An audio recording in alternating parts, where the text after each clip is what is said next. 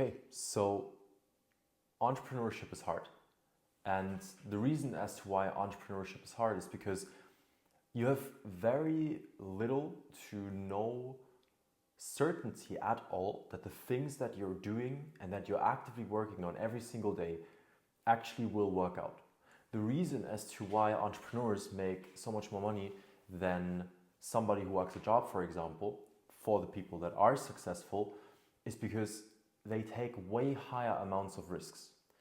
If you ask any successful established entrepreneur that's been entrepreneur for maybe a lot of years or maybe even decades, a lot of them will tell you that they've been broke and bankrupt almost pretty much 2, 3, 4 times. And it's a pattern that you can recognize because every single entrepreneur always likes to take risks, which is the reason for the success that some of those entrepreneurs will see. And so if you want to become an entrepreneur, if you don't want to go a regular job route, but you actually want to build businesses and companies and do that for a living, you have to be willing and able to live with the risks that come with it. You have to be willing and able with the type of lifestyle that comes with it. And you have to be very aware that you will have to deal with all of those things. I always like to tell every single person that I talk to about it that there's a very big difference between understanding something and truly feeling and understanding something. And what I mean by that is whenever somebody tries to build a business or decides that they will build a company, they always know that it isn't going to be easy. They always know that there's certain risks involved that come with doing that. But again, there is a big difference between knowing, okay, hey, there is going to be a lot of pain involved here, and actually truly understanding what that's gonna feel like and what that's gonna be like for you. And so I truly believe that most people shouldn't be entrepreneurs. Most people shouldn't try to build a business. It's extremely painful at times. You take high amounts of risk. You have little to no time to make it work. Every single person around you tells you, or most people around you tell you that it's not going to work out and it's too risky and you shouldn't be doing it. And 99% of times when these people tell you that you shouldn't be doing it and it's too high risk and it doesn't make sense, they are right. But the thing is, entrepreneurship is all a game of probabilities. If, let's say, out of 10 spins in the casino, one of those spins is guaranteed to win, right? Well, you would spin 10 times, but that means 9 out of 10 times you get unlucky.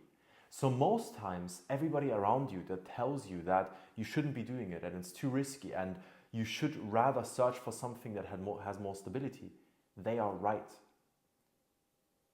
And they are right most times.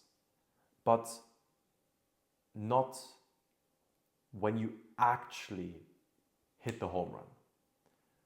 And because the home runs in business usually make you so much more money than you would lose in all the other ventures, that's the reason as to why it's very profitable. Why do any types of investment companies always spread out the money that they invest into so many different companies and most of them fail and they still make money? It's because they invest into 100 companies.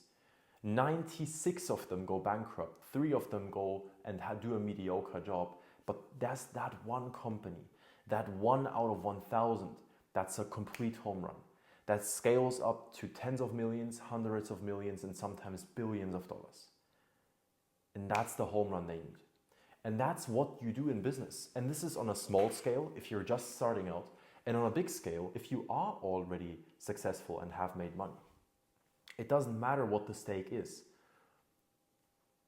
The difference is when you're starting out, you have nothing to lose. Let me repeat that. When you are starting out, you have nothing to lose. Worst case scenario, you go back to working your job. Now, something that I really want to emphasize on here is that you shouldn't have a plan B. Why? Because there's a saying, it's like you are only willing to go through the pain of action and doing the things that you're supposed to do to end up where you want to be, if the pain of staying where you are is greater than the pain of growing. So as an entrepreneur, every single day, you fundamentally have to make the pain of growing smaller than the pain of staying where you are. You have to create pain in your life for you to actually move forward and push. And when you're starting out, in most instances, the only thing you have is time. You don't have money, you don't have connections, you don't have knowledge, you don't have skills, you don't have anything. And that was what I was at when I was first starting as well. But that's good. You can take that time, you can invest it, and you have to be full force at it every single day. And if you can do that, eventually you'll make some money, you'll have some connections, you'll have some skills and some sort of knowledge. You take that, you make more, and that's how you scale.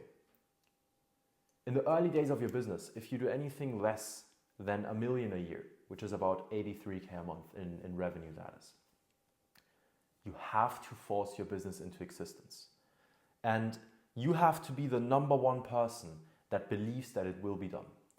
So I hope that this was some good words of inspiration and maybe motivation for you. And just always keep these things in mind. Stay rational, stay logical. Try to think for yourself, learn to think for yourself, trust your gut feeling. And when you do something, never half-ass it. Always go all in and give it your everything. Pour your heart and soul into that craft. And eventually, when you'll find success, you'll look back and you'll realize that it was all worth it after all.